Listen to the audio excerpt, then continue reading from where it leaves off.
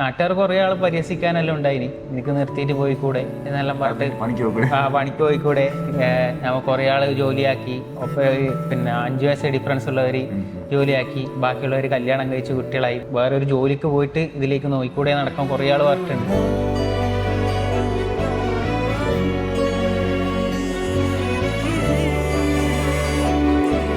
നമ്മൾ പഠിക്കുക, നമ്മൾ ആത്മാർത്ഥമായിട്ട് ആഗ്രഹിച്ചെങ്കിൽ ഒരു നാൾ നമ്മളെ കൈമലെത്തും.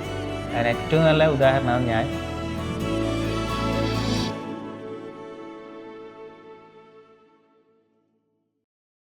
CSCB പ്രിപ്പറേഷൻ എന്ന് പറയുമ്പോൾ ഒരുപാട് ഉദ്യോഗാർത്ഥികൾ, എസ്പെഷ്യലി പഠിച്ചൊരു ലെവലിൽ വന്ന ഉദ്യോഗാർത്ഥികൾ നേരിടുന്ന ഏറ്റവും വലിയ പ്രശ്നമാണ് അവസാനത്തെ 1-2 മാർക്ക് നേടാൻ കഴിയാത്ത പ്രശ്നം.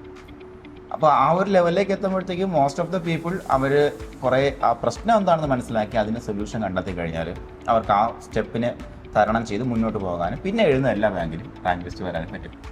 അപ്പോൾ അങ്ങനെ എടുത്ത് പറയുമ്പോൾ ശരിക്കും പറഞ്ഞാൽ നിങ്ങൾക്ക് കുറേ കാലമായിട്ട് 1 വർഷമായിട്ട് നിന്നിട്ട് ജോലി കിട്ടുന്നില്ല, ഞാൻ ഇത് കളഞ്ഞിട്ട് പോകാമെന്ന് പറയുന്ന ആൾക്കാരുണ്ട്. 2 വർഷം ആകുമ്പോഴത്തേക്കും കളഞ്ഞിട്ട് പോകുന്ന ആൾക്കാരുണ്ട്. 2 മാസം ആകുമ്പോൾ കളഞ്ഞിട്ട് പോകുന്ന ആൾക്കാരുണ്ട്. 7 വർഷം ഒരു വലിയ കാര്യങ്ങളാണല്ലേ അതിൽ. അതെ, 7 വർഷം ഒരേ മനസ്സോടുകൂടി ഈ ഒരു മേഖലയിൽ നിൽക്കുകയും തൻ്റെ സ്കിൽ എന്താണെന്ന് തെളിയിക്കാനുള്ളൊരു ആത്മാർത്ഥത കാണിക്കുകയും ഒത്തിരി അനുഭവങ്ങൾ. നിങ്ങൾ CSCB ആസ്പിറൻ്റ് ആണെന്നുണ്ടെങ്കിൽ ബിഗിനിങ് ടു എൻഡ് ഈ പ്രോഗ്രാം കാണുക.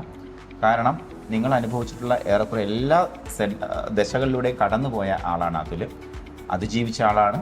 നിലവിൽ അഡ്വൈസ് മെമ്മോടൊപ്പം അപ്പോയിൻമെൻറ്റ് ഓർഡർ, അതും 1ാം റാങ്കോട് കൂടി മാടായി സർവീസ് കോപ്പറേറ്റീവ് ബാങ്കിൽ അപ്പോയിൻമെൻറ്റ് ഓർഡറും കൈപ്പറ്റി നിൽക്കുകയാണ് നമ്മുടെ അതിൽ.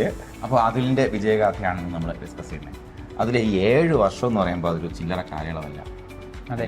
എന്നോട്ടാണ് നമ്മൾ ഈ ഒരു മേഖലയിൽ വരണമെന്ന് തീരുമാനിക്കുന്നത്? ഞാൻ 2018 തൊട്ടാണ് സാറേ ഇതിൽ വരണമെന്ന് തീരുമാനിച്ചത്.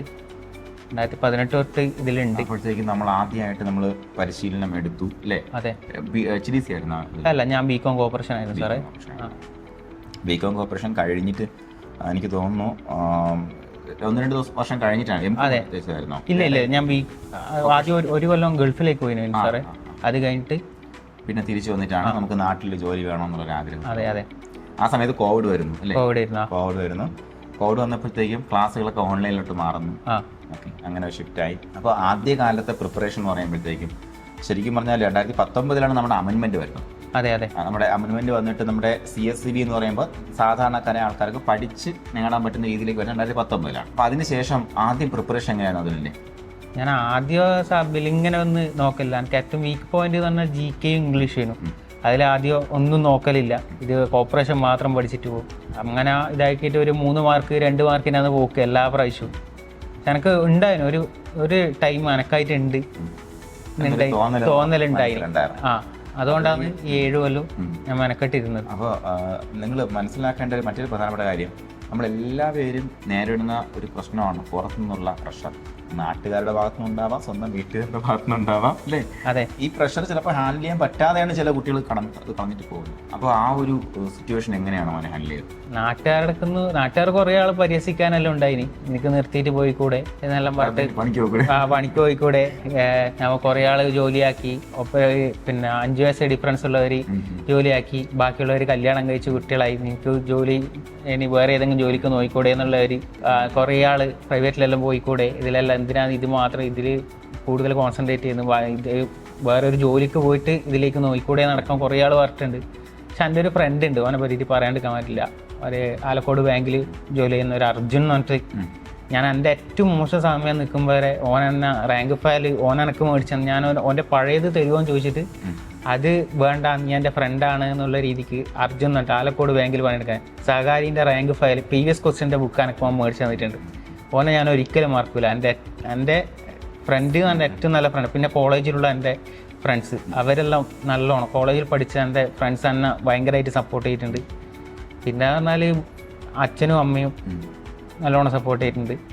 നമ്മൾ അറൗണ്ട് ഒരു 30 years വരെ പഠിക്കാൻ നമുക്കൊരു അവസരം തരിക എന്ന് പറയുമ്പോൾ തന്നെ നമുക്ക് ഉറപ്പായിട്ടും താങ്ക്ഫുൾ ആവണം നമ്മളവർക്ക്. അതെ. നിങ്ങൾക്ക് നല്ലത് പറയണമെങ്കിൽ നിങ്ങളുടെ ഉള്ളിലോട്ട് ചോദിക്കുക, നല്ലത് അത് അത് കേട്ടിട്ട് പ്രവർത്തിക്കുക. ആ പ്രവർത്തനം മുന്നോട്ട് കൊണ്ടുവന്നതാണ്. ഈ ഒരു സിറ്റുവേഷനിൽ നമ്മൾ കുറേ കാലം നിൽക്കുന്നു, ഒരു വർഷം 3-4 പരീക്ഷ എഴുതുന്നു, കട്ട് ഓഫിൻ്റെ അടുത്തെത്തി നഷ്ടപ്പെടുന്നു. അങ്ങനെ വരുമ്പോൾ സഹകാരിയിലേക്ക് എൻട്രി എങ്ങനെയായിരുന്നടാ? സാറേ ഞാനിത് 7 വർഷം എന്ന് സാർ ഇപ്പോൾ പറഞ്ഞു. ഞാനിത് നിർത്തിയിട്ട് പോവാന്ന് വെച്ചാണ് ഫെബ്രുവരി 15 നടന്ന എക്സാമിന്. അന്ന് വൈകുന്നേരം ഞാൻ സാറെ വിളിക്കുന്നത്. സാറെ വിളിച്ചിട്ട് ഞാൻ പറഞ്ഞു ഇത് ഞാൻ നിർത്തുമെന്ന് സാറേ, എനിക്ക് പറ്റുന്നില്ല. ഞാൻ അന്നേരം സഹകാരി എടുത്തിട്ടില്ലേനു. ഫെബ്രുവരി 2025 ഫെബ്രുവരി 15 ഞാൻ സാറെ വിളിക്കുന്നത്. സാറോട് ഇങ്ങനെ ഒരു കാര്യം പറയും, ഞാൻ 7 വർഷം ഇങ്ങനെ ശ്രമിക്കുന്നത്. അപ്പോൾ സാർ എന്നോട് ചോദിച്ചു നീ JCIയിലോ കേരള ബാങ്കിലോ ലിസ്റ്റിലുണ്ടോ? ഞാൻ പറഞ്ഞു ഇല്ല, 1-2 മാർക്കിനാണ് പോക്ക്. അങ്ങനെ സാറ് പറഞ്ഞു ഡിസംബറിൽ തുടങ്ങിയൊരു ബാച്ച് ഉണ്ട്, നീ അതിലെടുക്ക്, കറക്റ്റ് എക്സാം ചെയ്ത് അതിൻ്റെ അകത്ത് പറഞ്ഞാൽ ഇതെല്ലാം ഫോളോ അപ്പ് ചെയ്യും. അങ്ങനെ ഫോളോ അപ്പ് ചെയ്തു. പിന്നെ എന്താണെന്ന് വെച്ചാൽ മറ്റേ ആവേശം ബാച്ചിൽ അപ്പോഴാണ് ആവേശം ബാച്ച് തുടങ്ങുന്നത്. അപ്പം എനിക്കൊന്ന് ഡിസംബർ ബാച്ചിലോട്ട് എൻട്രി ചെയ്തു. അപ്പോൾ സാറോട് വിളിച്ചു, ഞാൻ ഫെബ്രുവരിയിൽ വിളിച്ച് സാർ ഇങ്ങനെ ഇതിലുണ്ട്. പിന്നെ ആവേശത്തിൻ്റെ എക്സാമിൽ 67 മാർക്ക് കിട്ടി. ഞാൻ അതിൻ്റെ അകത്ത് എൻ്ററായി. അതിൻ്റെ അകത്ത് പറഞ്ഞ കറക്റ്റ് കാര്യങ്ങളെല്ലാം ഞാൻ ഫോളോ ചെയ്തിന്, ഒരു ഇതും വെച്ചിട്ടില്ല. കറക്റ്റ് PDF എല്ലാം കറക്റ്റ് ഞാൻ ഓരോ ദിവസം സാറ് പറയുന്ന PDF എല്ലാം ഞാൻ പ്രിൻ്റ് എടുത്ത് വെച്ച് പിന്നെ അങ്ങനെ സഹായിച്ചിട്ടുണ്ട്. അങ്ങനെ ഞാൻ മെയിൻ ബാച്ചിൽ നിന്ന് ആവേശത്തിലോട്ട് വരുമ്പോൾ, ആവേശം എന്താണെന്ന് എല്ലാവർക്കും അറിയില്ല, നമുക്കൊരു എൻട്രൻസ് എക്സാമിനേഷൻ ആയിരുന്നു. അതായത് നമുക്ക് ആൾറെഡി പഠിച്ച് ലെവലായ കുട്ടികൾക്ക് പെട്ടെന്ന് റാങ്ക് ലിസ്റ്റിലേക്ക് എത്താൻ വേണ്ടിയിട്ടുള്ള, അത് പഠിക്കാത്തവർക്ക് അത് കിട്ടില്ല. അങ്ങനെ അത് വിചാരിച്ചിട്ട് കാര്യമില്ല, നമ്മൾ പഠിച്ച് കഴിഞ്ഞവർക്ക് മാത്രമേ പറ്റുള്ളൂ. അപ്പോൾ അത് അങ്ങനെ ഒരു പുതിയ സ്ട്രാറ്റജിയാണ്. അപ്പോൾ അതിനകത്ത് ആവേശത്തിലേക്ക് വന്നപ്പോഴത്തേക്കും രണ്ടും കൂടെ മാനേജ് ചെയ്യാൻ പറ്റിയിട്ടുണ്ടായിരുന്നോ? രണ്ടും കൂടെ മാനേജ് ചെയ്യാൻ പറ്റിയിട്ടില്ല സാറേ. ആവേശത്തിൽ നമുക്ക് പഠിക്കാനുള്ളത് നമ്മൾ മുമ്പ് പഠിച്ചതാണെങ്കിൽ അത് റിവൈസ് ചെയ്ത് നമുക്ക് ആവേശം കുറച്ച് പഠിച്ചവർക്ക് ആവേശം ബാച്ച് തന്നെ മതി. നമുക്ക് കറക്റ്റ് പുഷപ്പാണ്, അത് തന്നെയാണ് ആവേശം ബാച്ചിൽ ചേർന്നാൽ നമുക്ക് ഏറ്റവും കൂടെ ഗുണമായത് കൊണ്ട് പറയാത്. അപ്പോൾ അതിനകത്ത് റിപ്പീറ്റ് ആയിട്ട് ആൾറെഡി വന്ന എക്സാംസ് എല്ലാം റിപ്പീറ്റ് ചെയ്ത് എല്ലാ എക്സാംസും മോഡൽ എക്സാംസും സബ്ജക്റ്റ് വൈസ് എക്സാംസും എല്ലാം ഞാൻ കറക്റ്റായിട്ട് എഴുതിയിട്ടുണ്ട്. 6 വർഷത്തെ എക്സ്പീരിയൻസ് വെച്ചിട്ട് നമുക്ക് കുറേ ബാക്ക് ഡ്രോപ്സ് ഉണ്ടായിരുന്നുണ്ടല്ലോ. അപ്പോൾ അതിനെ നമ്മൾ അത് എന്തൊക്കെയാണെന്ന് അതിൽ അത് ഐഡന്റിഫൈ ചെയ്തിട്ടുണ്ടാവും. അപ്പോൾ ആവേശത്തിൽ വന്ന അല്ലെങ്കിൽ നമ്മുടെ ബാച്ചിൽ വന്നിട്ട് എങ്ങനെയാണ് എന്തൊക്കെയായിരുന്നു നമ്മുടെ കുറവുകൾ, ആ കുറവുകൾ എങ്ങനെ നമുക്ക് മാനേജ് ചെയ്തെടുക്കാൻ പറ്റും? എനിക്ക് കുറവുകൾ തന്നെ GK ഇംഗ്ലീഷ്, ഇതാണ് എൻ്റെ ഏറ്റവും വലിയ ഡ്രോബാക്സ്. അത് പിന്നെ ഞാൻ ഇതിലെ ആവേശത്തിൽ എപ്പോൾ ക്ലാസ് കേൾക്ക് ടെൻസിൻ്റെ ക്ലാസ്സും എല്ലാം ഓരോ ദിവസം ഓരോന്ന് സാറ് ഇടുന്നതിനനുസരിച്ച് ഞാൻ കേട്ട് അതിൻ്റെ നോട്ടാക്കി എല്ലാം പ്രിൻ്റ് എടുത്ത് ഞാനത് പഠിക്കലുണ്ട്. പിന്നെ എന്ന് വെച്ചാൽ ബാങ്കിങ്ങിൻ്റെ സാറെ ക്ലാസ് അതെനിക്ക് ഭയങ്കരമായിട്ട് ഉപകാരപ്പെട്ടിട്ടുണ്ട്. അതിൻ്റെ ഇടയ്ക്ക് ഒരു നോട്ട് തന്നെ ഞാൻ അതിനായിട്ട് മാറ്റി വെച്ചിട്ടുണ്ട്, ബാങ്കിങ്ങിൻ്റെ ക്ലാസ് എടുത്ത് അതിൻ്റെ സബ്ജക്റ്റ് വൈസ് എല്ലാം എഴുതാൻ വേണ്ടിയിട്ട്. അപ്പോൾ അത് രണ്ടും നമ്മുടെ പ്രോബ്ലം എന്താണെന്ന് മനസ്സിലാക്കിയിട്ട് ആദ്യം നമ്മളെ തിരിച്ചറിയാം, നമുക്കേ നമ്മളെ തിരിച്ചറിയാൻ പറ്റും എവിടെയാണ് ഫോൾട്ട് എന്നുള്ളത്. അത് മനസ്സിലാക്കി നമ്മൾ ആടെ കൂടുതൽ ഫോക്കസ് കൊടുക്കുക. ഇപ്പോൾ നമ്മളൊരു എൻ്റെ ഒരു ആദ്യത്തെ പ്രശ്നം ഉണ്ടായതെന്ന് വെച്ചാൽ ഇംഗ്ലീഷ് എനിക്ക് തീരെ അറിയില്ല, ഒട്ടും അറിയില്ല. അപ്പോൾ ഞാൻ ഇംഗ്ലീഷ് നോക്കലേ ഇല്ല, ഇംഗ്ലീഷിൽ ആടെ നിൽക്കലേ, ഇംഗ്ലീഷ് അറിയില്ല, കറക്കി കുത്തുക എന്നുള്ള രീതിക്കാണ്. പക്ഷെ നമുക്കേ നമ്മളെ ഫോൾട്ട് അറിയും. ആടെ നമ്മൾ കൂടുതൽ സമയം ചിലവഴിക്കുക, അതിൻ്റെ അകത്ത് വേണ്ടിയിട്ട് നമ്മൾ ഫോക്കസ് ചെയ്യുക. പിന്നെ പ്രീവിയസ് ക്വസ്റ്റ്യൻ മെയിനായിട്ട് നോക്കുക. അപ്പോൾ അത് മറ്റൊരു കാര്യമാണ്. ഞാൻ അന്നേരം മുമ്പ് സിനിമക്ക് പോക്കുന്നുണ്ട്, എന്തെങ്കിലും ബർത്ത്ഡേ പാർട്ടി ഉണ്ട് അതിന് പോക്കുന്നുണ്ട്, കല്യാണത്തിന് പോക്കുന്നുണ്ട്, എന്തെങ്കിലും ഉണ്ടെങ്കിൽ ഞാൻ പോക്കുന്നുണ്ട്. പക്ഷേ ഫെബ്രുവരി സാറെ വിളിച്ച് സാറ് പറഞ്ഞ് ഇത് നിൻ്റെ ക്രൂഷ്യൽ ടൈമാണ്, ഇതിൽ ഇരിക്കണം എന്ന് പറഞ്ഞതിന് ശേഷം ഞാൻ ഫെബ്രുവരി മുതൽ ആഗസ്റ്റ് വരെ പിന്നെ ഞാൻ ഒരു കല്യാണത്തിനോ അല്ല അങ്ങനത്തെ ഒരു പാർട്ടിക്കോ ഞാൻ പങ്കെടുത്തിട്ടില്ല. ആകെ പോയത് കൊല്ലൂർ മൂകാംബിക ക്ഷേത്രത്തിൽ മാത്രമാണ്. അല്ലാണ്ട് ഞാൻ വേറെ ഒരു പാർട്ടിക്കോ ഇതിലോ ഞാൻ പങ്കെടുത്തിട്ടില്ല.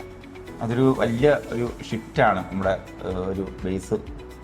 കാര്യം വേറൊന്നുമല്ല, നമ്മുടെ തലച്ചോറിനകത്ത് അത് മാത്രമായി അല്ലേ? അതെ, ലാസ്റ്റ് ചാൻസ് നേടിയെടുക്കണം. നമുക്കൊരു ചാൻസ് ഇല്ല.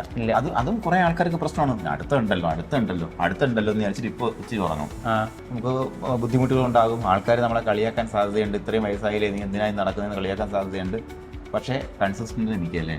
അപ്പോൾ അങ്ങനെ മടിച്ചു നിൽക്കുന്ന ആൾക്കാർക്ക് എന്താണ് പറയാനുള്ളത്? നമ്മൾ പഠിക്കുക, നമ്മൾ ആത്മാർത്ഥമായിട്ട് ആഗ്രഹിച്ചെങ്കിൽ ഒരു നാൾ നമ്മളെ കൈമേലെത്തും.